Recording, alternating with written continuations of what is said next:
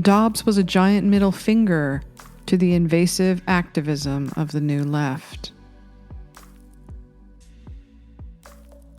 Since 2020, after the protests and the riots erupted on the streets of major cities, causing over $1 billion in damages, implied threats have become the norm on the left. Windows are boarded up in anticipation of more. During the Derek Chauvin trial, the crowd outside, including some politicians, openly threatened violent riots should he be found not guilty. Random beatings go unnoticed on the streets because they only play on right-wing channels. Like my friends on the left, I mourn the overturning of Roe v. Wade because I think it will drive a deeper wedge between the two Americas.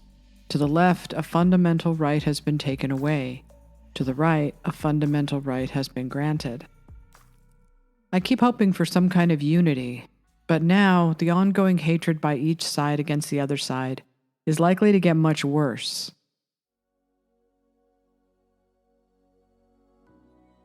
The division is going to take the shape of red states and blue states, or as future generations will know them, abortion states and illegal abortion states. There was a moment between the unprecedented leak of the Dobbs decision and the final decision. Some justices might have been persuaded not to overturn a 50-year precedent. Some had suggested the leak was intentional for that reason. You'd think, given that, there might be some civility on offer for the Trump appointees. You know, the whole you attract more flies with honey than vinegar approach. But if you thought that, you'd be wrong. The left, the Democrats, and the media did the opposite. They never let up. They seemed okay with using high-pressure tactics on justices who have been taking all manner of incoming for several years now. They stalked and harassed the SCOTUS justices in their homes. A group called Jane's Revenge torched pro-life centers and vandalized property, sending the message, "If abortions aren't safe, then you aren't either." And a would-be assassin showed up at the home of Justice Kavanaugh and threatened his life before calling 911 and turning himself in. Was there blanket media coverage by any outlets other than Fox? Of course not. What were they focused on? The January 6th show trial. Did the protesters stop marching outside their homes? No. The idea was that the justices deserve everything they had coming. My choice! Rain did not stop dozens of pro-choice protesters from taking to the quiet streets of Chevy Chase, Maryland, to make one thing clear. You don't get to take away my bodily autonomy and enjoy your Saturday night at home. You can do one or the other. First stop, Justice Brett Kavanaugh's home, where they were greeted by Montgomery County police officers. Then they headed over to Chief Justice John Roberts' residence with a similar message. Hands off our bodies! Hands off our bodies! Hands off our bodies! Lacey Wooten Holloway, who has had an abortion and is a sexual assault survivor, has been holding candlelight vigils in front of Justice Kavanaugh's home. But since the draft opinion indicating the Supreme Court is poised to overturn Roe v. Wade was leaked, the crowd keeps growing. You know, if you take away our choices, we will riot. For several years now, Justices Kavanaugh, Gorsuch, Barrett, and Thomas have been casually, routinely bullied in the press, harassed, and all but crucified by the left on a daily basis. Because of their hatred of Trump, they have normalized dehumanization against his supporters and his appointees. Whatever they think of Trump, however angry they feel about Mitch McConnell blocking Merrick Garland's appointment but going along with Trump's, treating Supreme Court justices this way undermines their claim to care about democracy itself. Chuck Schumer had all but threatened violence against Kavanaugh and Gorsuch way back in 2020, though he downplayed it. I want to tell you, Gorsuch, I want to tell you, Kavanaugh, you have released the whirlwind, and you will pay the price. In our national lead, Republicans are accusing Senate Minority Leader Chuck Schumer of threatening the two conservative Supreme Court justices who heard a controversial abortion case this morning. Schumer's spokesman says that Senator Schumer was just talking about political blowback for Republicans. Justice Kavanaugh's confirmation hearing alone was unlike anything we've ever seen. We don't have a press that would cover it that way, not amid the Me Too movement. But banging on the door of the Supreme Court, disrupting the confirmation hearing, screaming at senators in hallways was the exact kind of invasive activism that is endangering not just the left, but the country at the hands of the left.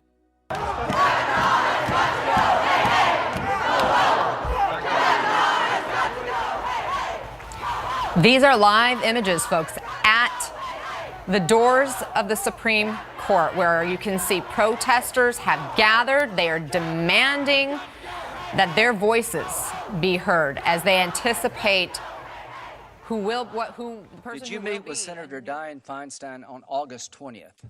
I did meet with Senator Feinstein. Did you know that her staff had already recommended a lawyer to Dr. Ford? I did not know that. Did you know that her and her staff had this allegations for over 20 days? I did not know that at the time. If you wanted an FBI investigation, you could have come to us.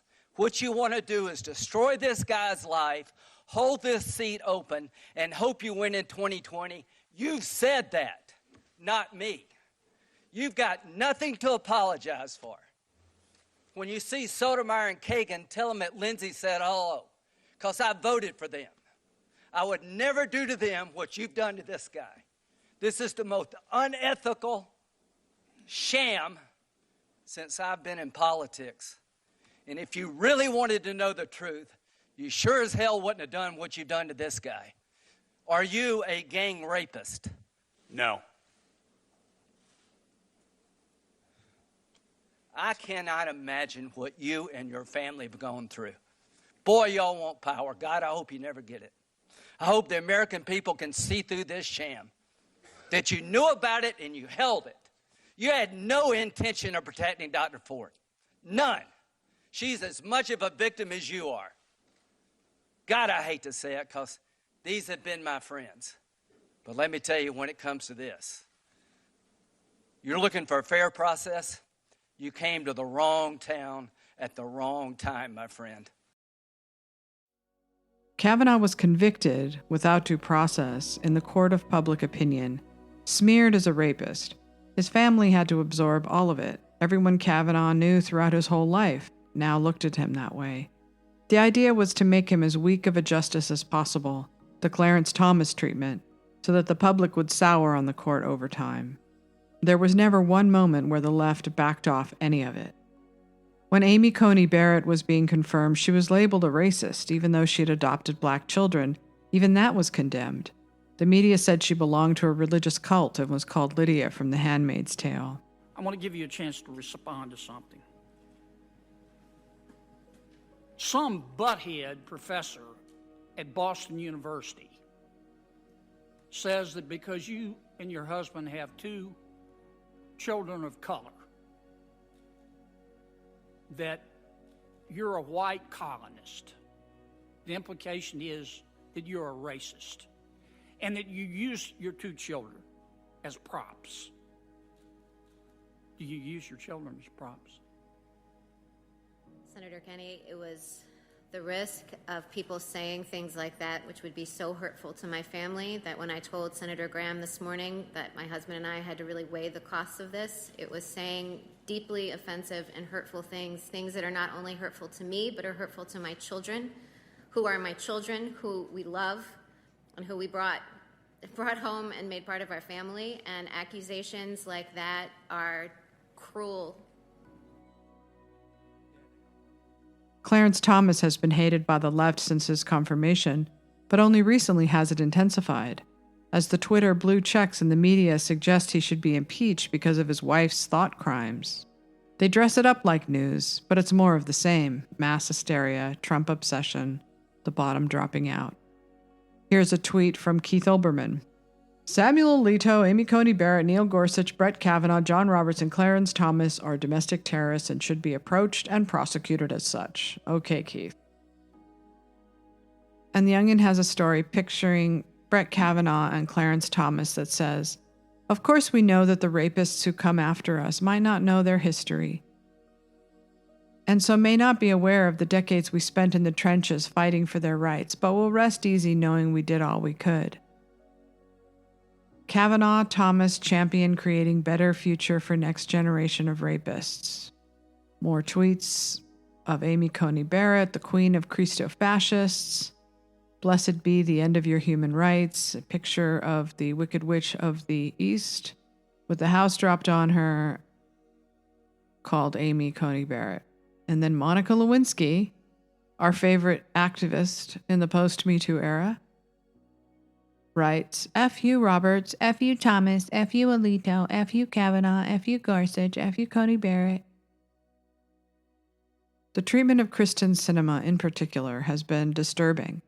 Activists find her in airports, follow her into bathrooms, and even disrupted a wedding. The bullying and harassment on Twitter helped to dehumanize her to the point where they don't see a problem with stalking her in real life. Too close for comfort.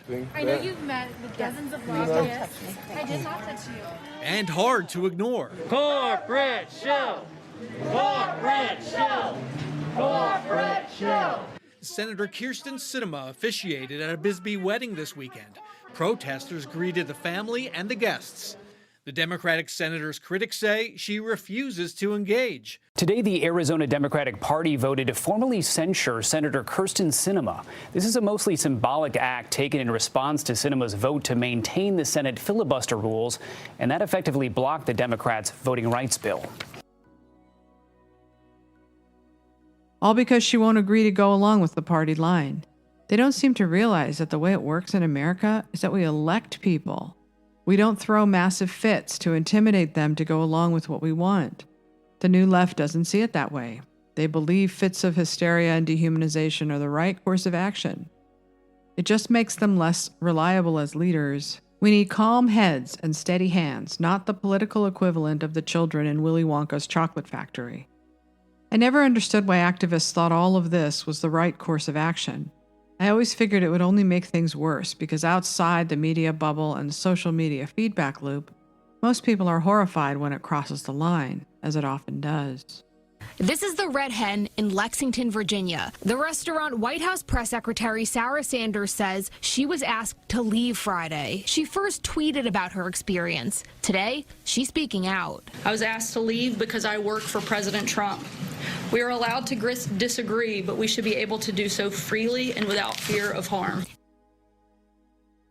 Says that the mayor was assaulted and the suspect had fled, no description. LMPD officers responding to that call around 7 p.m. Saturday evening. You can see here in a surveillance video obtained by WHAS 11 News, a man approaches the mayor. He winds his arm back and makes contact with Mayor Fisher. Our country is in the middle of a cold civil war. There is no doubt about that. Unfortunately, we have a media that seems to profit off of it, not to mention social media that does better with a divided country than a united one. Every day, each side is hammered with negative stories about the other, driving hatred and rage, not to mention dehumanization. If you only read news from one side, you will never understand the other side's position. Navigating both worlds, it's easier to see where media manipulation drives outrage. The Democrats and the left can't mount a proper offense against Donald Trump because they are fighting a cartoon version that doesn't exist in real life. That, I think, more than anything, explains their ongoing sense of helplessness. If you watch a Trump rally, you won't see desperation, panic, rage, or outrage. Trump is easygoing, confident, and funny. Yesterday's rally in Illinois, for instance, he joked about a potential candidate for governor plucking a hair off his head. "We're still looking for that hair," he said. The only thing the media pulled from that entire rally was when one of his endorsed candidates, Mary Miller, accidentally said, "Thank you for saving white right to life." Because of that, Nazis in Illinois trended all day on Twitter. They genuinely believe that this will help them win elections. It just makes people hate them more and more every day. Trump's side is using the radical left to draw support from the middle. And guess what? It's working. The left is radical. They live up to that label every single day. Democrats are not doing anything to draw supporters to their side because they are driven to extreme outrage over almost everything. It lasts a couple of days until a new one replaces it. They don't seem able to get a grip. They also seem to continually justify this brand of invasive activism, which scares ordinary Americans and has since it burst onto the scene in 2020. The Democrats and the left have called parents worried about their children indoctrinated into the left's new religion domestic terrorists. They went along with gaslighting Americans all through the summer of 2020. When so many small businesses were destroyed, many with no insurance to rebuild, many of them minority-owned. At the time, it was like so many stories on the left, a taboo subject. Michael Tracy was one of the few brave enough to wade into those waters. Quote, The national media might have moved on from the riots in Minneapolis, but residents have nowhere to go. Much of the Twin Cities is still in ruins. Boarded-up storefronts still display makeshift notices that read Black-owned or minority-owned to ward off further destruction. Many locals are reluctant to speak on the record, but some are eager to do so. It's been agony, says Mohammed Ali, a native of Somalia. I respect the public anger, but I think we carried it too far to burn our city. At the height of the chaos, rioters set a large fire in front of his apartment, which sits atop street-side shops. He spray-painted desperate appeals onto plywood affixed to the storefront windows. Don't burn, please. Kids live upstairs. End quote. While the overturning of Roe v. Wade has spurred some into action, they still have their ongoing problem with the language of inclusivity and what issues they are prioritizing. How can they, for instance, fight for women's rights when they aren't fighting for women's rights in sports? I saw one sign that said, abortion is a human right, but it isn't. It was a right to terminate a pregnancy granted to a woman at a time when women were forced to endanger their own lives to have an illegal abortion. This was done for economic reasons, and, as with Gloria Steinem, so a woman's entire life wasn't derailed by an unwanted pregnancy. It is not, nor has it ever been, a human right. Life is a human right. Terminating life is not. It is a controversial procedure that we will be debating for the next 100 years. I don't think abortion should be illegal in this or any other country. I grew up in the post-Roe 1980s, and I know how casually my generation and subsequent generations used abortion as a form of birth control. I also know what it feels like to regret having had an abortion and how you live with that sorrow your entire life. It is just never discussed much on the left. I think this is a good time to have a longer and deeper conversation about abortion since this isn't 1972. We have advanced forms of birth control like the IUD and patches.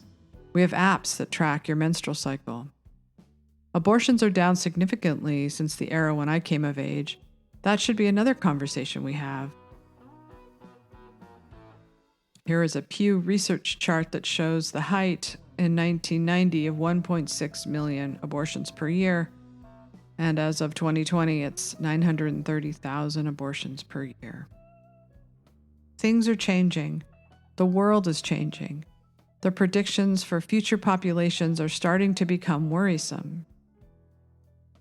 That doesn't mean women should be forced to have unwanted pregnancies, but it is something that should be widely discussed. Who knows where the stats might go? Fertility rates are down across the board. The census announced that in 2021, U.S. percentage change in population was its lowest since its founding. And here's a chart that says, apart from the last few years when population growth slowed to historically low levels, the slowest rate of growth in the 20th century was from 1918 to 1919, amid the influenza pandemic and World War I. Wow. Male sperm count is declining. Generation Z is having less sex, and many millennials have said they aren't interested in having children at all.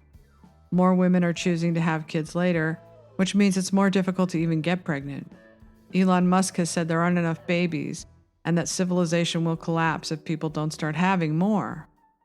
Even if you are fine with that grim prediction, those who determine the future are going to be those who have the most babies. It's simple math. It might just turn out that in 100 years, future predictions will look back in astonishment that we were ever a species that had so many abortions when fertility was that plentiful. The best plan for the left is to use the overturning of Roe to mobilize voters ahead of the midterms, with the idea that if they can flip 2 Senate seats and regain a majority, they can codify the right to abortion into law. It doesn't seem that hard, but the left in its current state, lurching from outrage to outrage, using increasingly invasive intimidation practices, not to mention the new woke order and the crashing economy, still has their work cut out for them.